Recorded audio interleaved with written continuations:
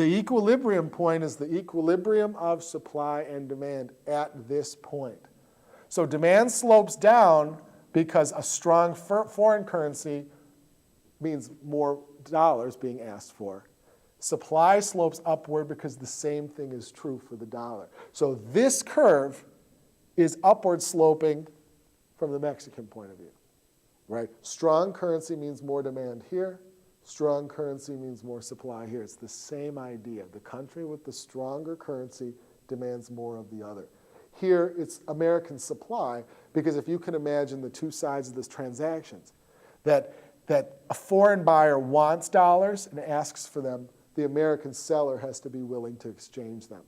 All right, so this is the price that means that the quantity of currency is exactly equal, where a foreign buyer asks for pesos and an American seller gives pesos, and they exchange the exact same quantity. So this is the equilibrium exchange rate, determined by supply and demand in the money market.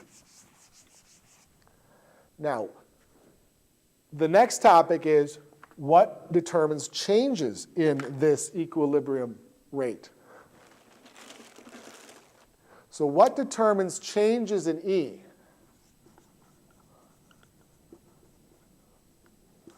The market forces that make people ask for more money are the same forces that might make the local people, the local sellers, in this case, this is the US seller, this is the Mexican buyer. Anything that makes this demand or supply function change is what makes the exchange rate go up and down. Right, so the biggest one, the biggest economic one, is the interest rate.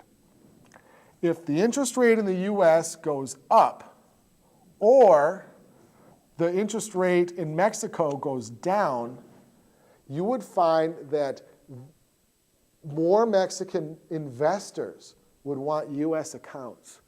So if the US raises its interest rate, you would find that foreign buyers would love to open up American bank accounts. They're going to ask for more dollars,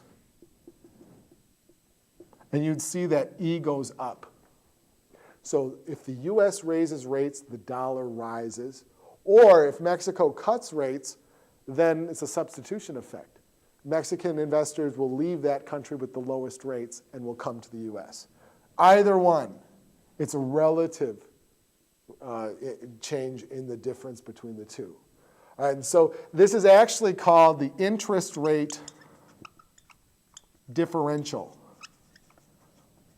the difference between the two interest rates. Now, if you want to get really technical, you could also say that Americans become happier. They say, well, I'm not going to put my money in Mexico. I'm going to keep it here. They would actually supply less. All right, so both of these curves would actually shift. Even though I'm focusing on what would make a foreign buyer attracted to the US, you could also think about Americans wanting to stay. They're going to get out of line at the currency exchange. They say, I'm not going to ask for pesos. I'm going to put my money in America. All right, so either way, the dollar rises. E goes up. Now, one thing that makes the interest rate go up is if GDP goes up. A strong growth in an economy leads to interest rates go up. So countries with strong growth not only have strong interest rates, they also have rising currencies. One example from 2009, 2010, and on was Brazil. Brazil got the 2016 Olympics, the right to host the Olympics Games because of this strong growth. And so growth means good investment. It means that investors are happy to enter the country, which means the currency rises with the interest rate. The other one that's economic is if you cut the money supply.